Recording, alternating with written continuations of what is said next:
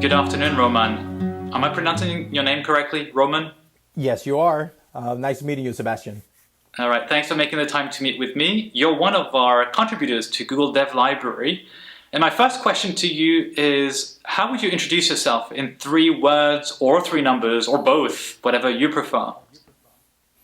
I'll do the 3 words. So I can describe myself as, again, as some of you have already done so as well, passionate, creative, and helpful. And I can combine those 3 words because one, in order to be like a programmer or software engineer in this field, you got to be creative.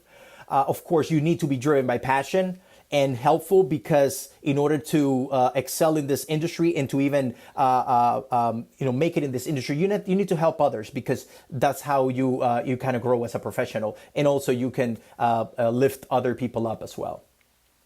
I like how you did your homework by checking out the other videos that's and right, picking exactly. picking the best answers and make them your own. That's great. There'll be a link in the description or in the playlist if you want to check out the other videos. You YouTube visitor, obviously, I'm not talking to Roman now, who has done his homework. Roman, you are a fan of Flutter, if I'm not mistaken, and you've written a bunch of blog posts. Do you want to talk a little bit about them? There were 2 of those who were selected in the Google Dev Library, but you've shared with me privately just before that you've done a number of blog posts, a number of things, even on GitHub, and in different languages. Do you want to talk more about this, all these aspects? Definitely, yeah. So again, first of all, thank you so much for this opportunity, Sebastian. You've been, such a great influence in the community as far as making our voices be heard, and also promoting this kind of content, great content that we've been putting for the community. So kudos to you. So again, I'm truly passionate about technology in general, but I've been very cultivated by Flutter. Flutter is this technology that allows you to develop applications with one single code base, and then you can target multiple platforms. I've been able to create a couple of blog posts because I wanted to share the experiences that I've had developing applications in Flutter. And the reason why I love Flutter so much is that it allows you to paint every pixel on the screen, and then it allows you to develop applications in record time. With one single code base, I'm able to target multiple frameworks. And then the reason why I created those blog posts is to actually help people to also excel in that field, also develop applications in record time, and so that they can become productive developers as well, and they can put their applications and develop their mobile applications, web, desktop, target every framework with ease of use, and put them out there for people to enjoy. So one of your blog posts is about authentication, right? You're using file-based authentication into a Flutter app. You want to talk about this a little bit? That is correct. So in some of the applications that I've developed, ever since I started working in Flutter, I noticed how productive tapping into the Google technologies has been for me, because in the past, I used to even create all these things myself. When I realized that I could, the portfolio of Google products, I was able to combine them all and create very great experiences for users. For example, adding authentication to my applications so I would make them more secure and robust with very minimal amount of code and very little effort. That's why I said, people need to know about this. So let me create a blog post detailing specifically how they do it step by step, so that they could also implement that in their applications with very minimal effort and using, of course, the Google technology. So that was a lot of fun that I had doing that one. And I've even gotten messages from people privately saying, thank you for this post. I was able to, you saved me tons of time. I was able to incorporate it in my application the same way that you did it. So, and that was really rewarding. That's very nice to hear. Is there anything that surprised you when you started using Flutter, or even file-based authentication, or Google Maps, which is a topic of another of your blog posts, which has been selected on Google Dev Library? Anything that surprised you in one way or another, something that proved harder or easier maybe than you initially thought, or more exciting or more disappointing? We're here for feedback as well. I'm going to be honest. I was surprised at how affordable it was. That it was free. I couldn't believe it. I was telling people there's no catch. this is free. You can use Firebase and let's say stand up, you can apply Firebase authentication for free. You can have, let's say, a Google Maps API, and you can even tap into the Directions API, the Routes API, and all those great Google products completely for free without even spending a dime. And people were like, no. And that's one of the misconceptions.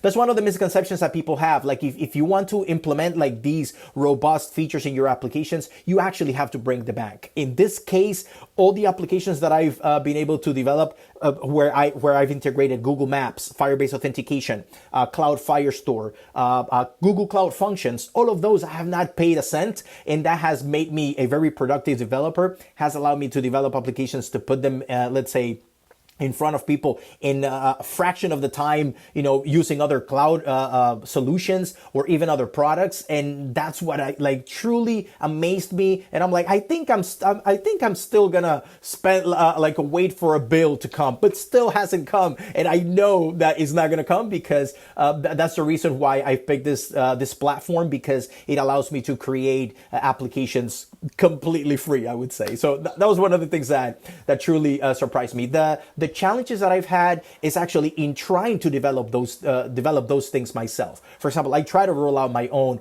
authentication mechanism. I was even standing up my own, let's say, infrastructure, like standing up a RESTful API or creating like my own database and creating the own backend and then managing all those solutions myself. Instead, I relied on the Google Cloud platform, so I can, let's say, do stand up a quick RESTful API using Google Cloud Functions, like you mentioned, doing Firebase authentication for authenticating my users, using like Google Cloud Firestore to do like real-time communication in my applications in a fraction of the time, and I was able to put great quality applications, combining all these great features into one single application, of course, even using Flutter. And the result was amazing. And again, still haven't paid anything. So that's why I'm so amazed by that. I want to go into two different directions. But before that, I'm glad that you are trying to dispel the misconception. If I'm not mistaken, though, most of the APIs are free up to a certain limit. Up to a certain limit, so there is a quota, but it's true. I mean, you've heard me say it before, and I told you also just before this recording, I also code on the side. Not a great coder, but I love to try new things, and it's indeed plenty enough to try for free. So by all means, anyone should give it a shot. Yes, of course. And let me rectify that aspect. Exactly. Let's say if your application goes viral, of course, you're going to reach, let's say the free limit or the free quota, and you still not going to pay that much, but at least it allows you to, let's say, put something in front of users. It allows you to create, a minimum viable product that would allow you to, then, for example, let's say if your application continues growing, then the system, you don't even have to do anything because it will scale automatically. Then you would incur it into a charge. But still, like I said, for all, like the majority of the cases, the base cases for small applications is a very minimal investment that you would have to do. That is almost free, like I would say. But again, initially, yeah. So that's a great thing to mention. So thank you very much for that clarification. If your application goes viral, your applications, Roman, or anyone who's listening and watching this YouTube video, by all means, reach out to me. I'm willing to invest privately. If it's going viral, we'll pay the bills. Me too. You too? Okay. 50-50 or 60-40, one way or another. We'll see. I'll support you. Yeah. I said I wanted to go into two directions. One is, you mentioned this misconception that people think they have to pay even to get started. Is there any other maybe worst piece of advice you've heard in the tech industry, or as you started coding, or that you've heard recently? The worst piece of advice, and if you don't find anything, what's the best piece of advice you've heard recently? One worst piece of advice that I've received is that you could do everything yourself with no help. You know that the saying goes like, if you want to go fast, you go alone, but if you want to go far, you go together. So you always rely on the community. You rely on your peers. So yes, you could do something like, let's say yourself, but you know that you're going to be constrained by either knowledge, time, efforts. And that's great. That's why it's great to like bring the community or bring, people that you shared like the same, let's say common goals and even passionate about the same technology. And you can find people that you can collaborate and grow together and learn together at the same time. So a misconception is like, yeah, you can do it by yourself. You don't need any help. That's bad. You need help. There's no harm in reaching out and looking for help, and also being that constant, let's say, learning path and journey. So because it makes you grow not only as a developer but as a person as well. One of the best pieces of advice that I've received is actually to build in order to learn. Like the way that I portray myself is like, a person who loves to share, and that when you teach, you actually learn twice. So that's the best advice that I give people, is to share, and also to build so that you can continue learning.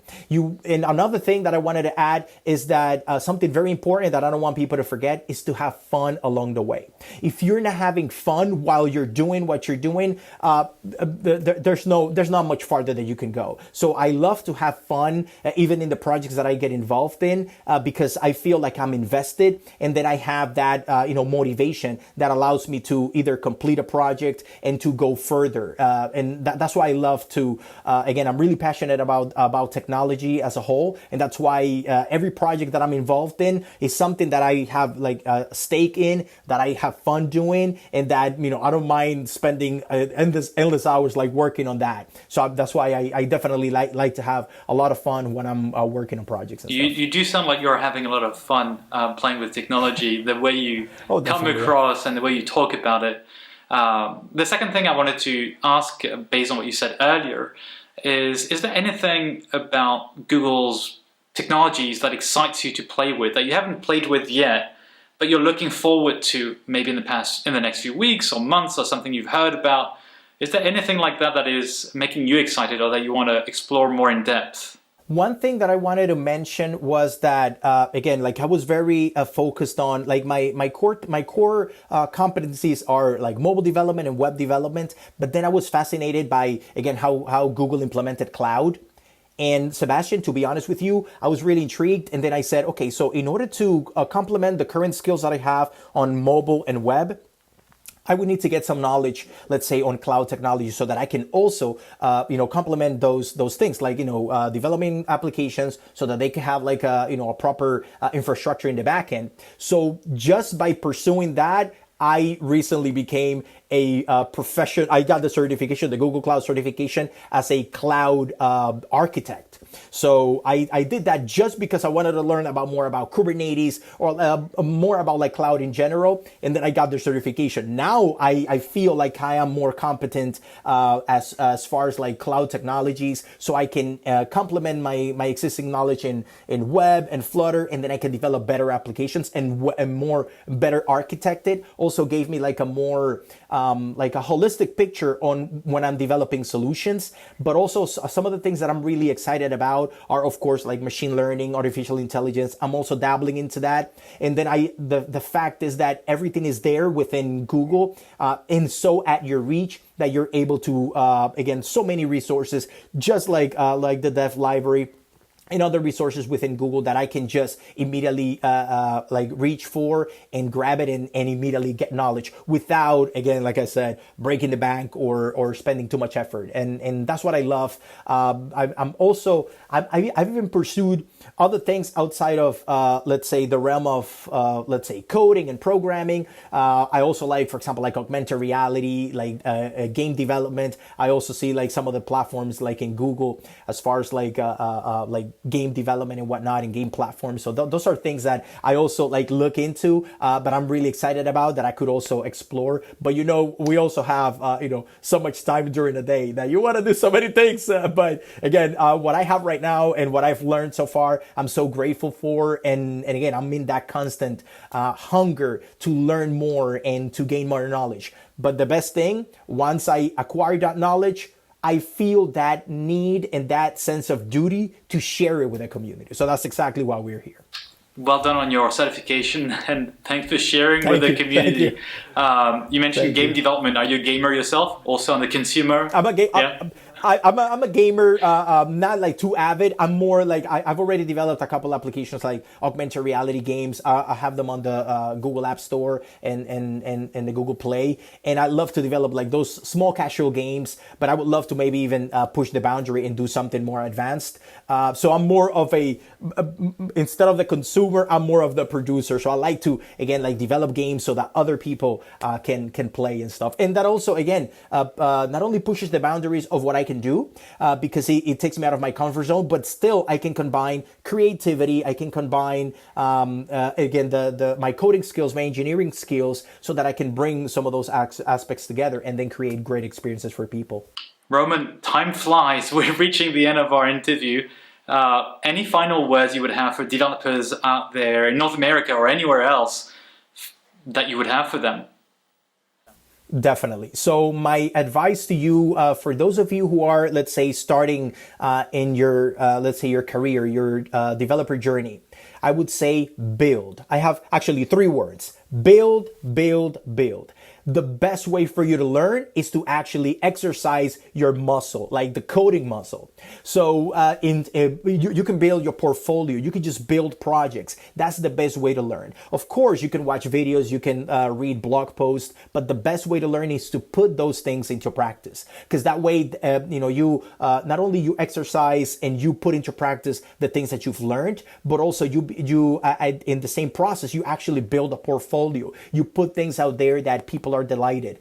You also make even human connections. I have this mantra that I say, technology is a means to an end, but at the end is actually making human connections. I love interacting with people. I love engaging with people. And even if I can build stuff together with them, not only brings us together as a community, but also makes us better professionals, better developers, and better people as a whole. So for you who is starting or who are in your current journey, just continue building. That's the best way to not only build up your portfolio, but also increase your, elevate yourself, elevate others, and gain more knowledge along the process. Excellent. Thank you for your words of wisdom, Roman, and thank you for this interview. Great, no problem. Thank you so much.